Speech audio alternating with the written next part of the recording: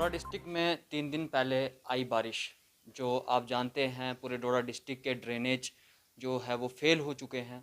आपने खुद देखा और लोकल रिपोर्ट ने आपको लाइव दिखाई थी तस्वीरें। गणपत जो मोड़ था ऊपर, वहाँ की तस्वीरें दिखाई थी। और साथ ही में पीछे बस स्टैंड जो एरिया था वहाँ पे भी हमने आपको दिखाया था कि किस तरह के हालात थे। आज इस बात को 3 दिन हो गए हैं गुजरे हुए, लेकिन मैं आपको दिखा दूँ, कोई ज़्यादा दूर नहीं, डोडा से अकरमाबाद में ये घर है। और यहाँ की अगर मैं आपको हालात दिखा दूँ, मैं पहले तो इस कमरे की आपको हालात दिखाना चाहूँगा। अभी भी आप देख सकते हैं किस तरह पर आपको यहाँ पे जो चिकड़ है वो यहाँ पे दिखेगा। और यहाँ के जो लोगों की हालात है, 3 दिन हो चुके हैं और तीन तीन दिन से किस तरह से ये मैनेज कर रहे हैं यहाँ पे, किस तरह यहाँ पे रह रहे हैं, हम इनसे बात करेंगे। यहाँ के जो लोकल हैं, जो यहाँ पे स्थानीय हैं, हम इनसे बात करेंगे। तो क्या हुआ था उस दिन? मैं अंदर थी बैठी, बच्चे बचे थे तीन। तो खुद अकेली थी इधर और कोई नहीं था इधर। तो पानी आया जोर से, मैंने ज़बरदस्ती बड़ी मुश्किल के साथ बच्चे बाहर निकाले। तो दूसरे भी और लोग आए तो उन्होंने भी मदद की वो बच्चे बाहर निकालने की। सिर्फ आप ही थे उस टाइम और कोई नहीं? हाँ, और कोई नहीं था, सिर्फ बच्चे और मैं थी अकेली। तो फिर आपको मतलब कैसे लगा, पानी आ गया जल्दी जल्दी, आप कैसे निकले, क्या किया आपने? जब सीढ़ियों से जल जोर से पानी आया और ऊपर से लेंटर से भी चल रहा था, फिर मैंने बहुत मुश्किल के साथ बच्चे बाहर निकाले।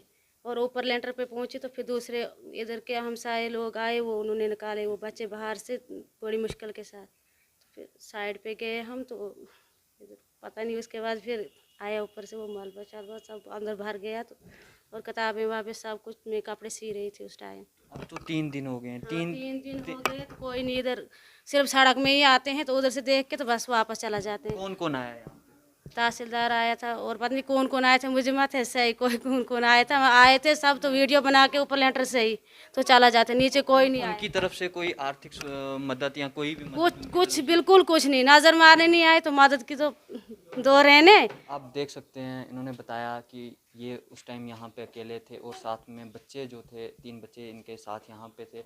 और जिस टाइम पे पानी यहाँ पे भरा तो इन्होंने जल्दबाजी में अपनी किसी तरह भी जान बचाई, खुद की और बच्चों की, बाहर निकाला उनको।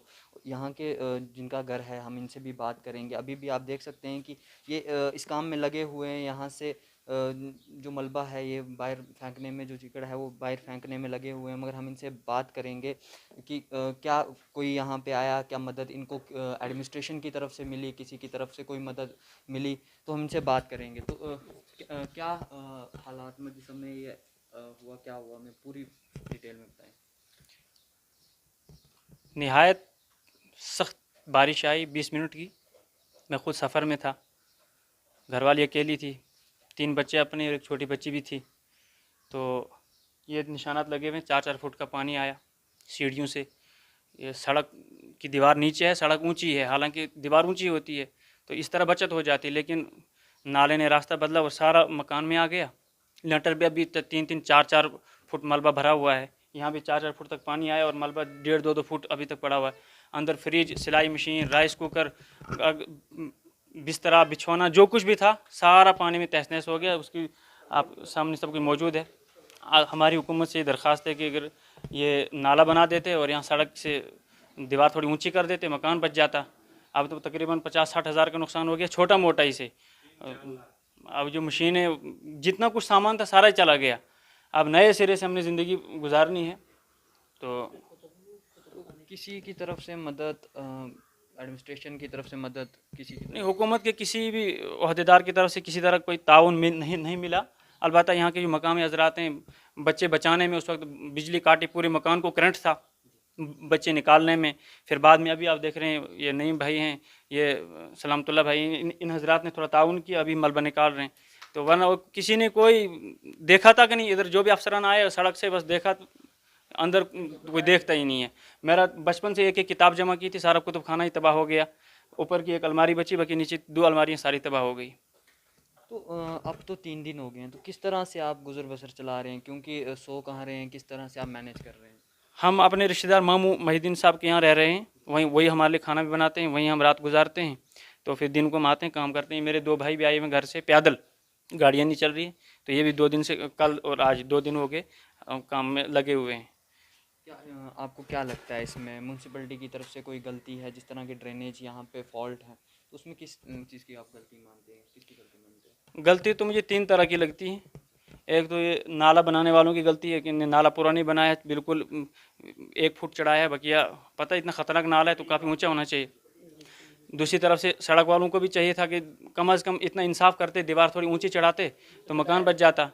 तीसरा हम लोगों की अपनी भी थोड़ी सी कोताही है कि जो भी गंद होती है, हालांकि इतना बड़ा महकमा कायम है लेकिन गंद डालते हैं नाले में तो नाला बंद हो जाता है, सारा पानी फिर मकानों की तरफ आना शुरू हो जाता है जी। और पीएचई की जो पाइप है नालों में पड़ी हुई तो वो भी जो है कागजात को, गंद को रोकती है तो पानी का मुख रुख फेर देती है।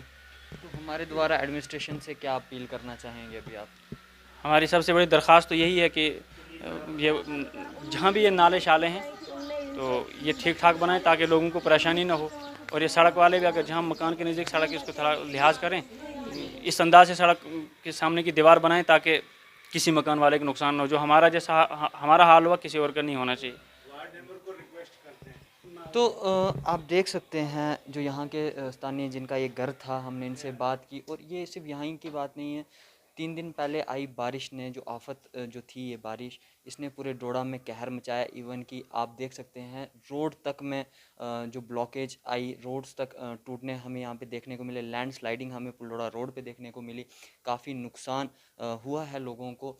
लेकिन हम यहाँ पे भी आए थे, जो अकरमाबाद बिल्कुल पास में है, डोडा से कुछ ज़्यादा दूर नहीं, बिल्कुल पास है। लेकिन आप यहाँ पे देख सकते हैं क्या हालात है। कहीं ना कहीं म्यूनसिपलिटी अगर काम करती है जब ड्रेनेज का, कहीं ना कहीं उसको भी ध्यान रखना होता है कि क्या कितने दायरे में उसको ये लेके चलना है। और क्या जो लोग हैं कभी भी, क्योंकि नेचुरल चीज़ जो होती है, अगर हम फ्लड की बात करें, बारिश कोई भी चीज़ है, तो हमें इस चीज़ से पहले ही प्लानिंग के साथ चलना पड़ता है। लेकिन हमारे डोडा डिस्ट्रिक्ट में एडमिनिस्ट्रेशन की तरफ से कोई प्लानिंग नहीं है। ड्रेनेज को लेके किसी भी तमाम हम चीज़ें देखेंगे तो कोई प्रॉपर प्लानिंग को लेके नहीं बना गया है यहाँ पे कुछ भी।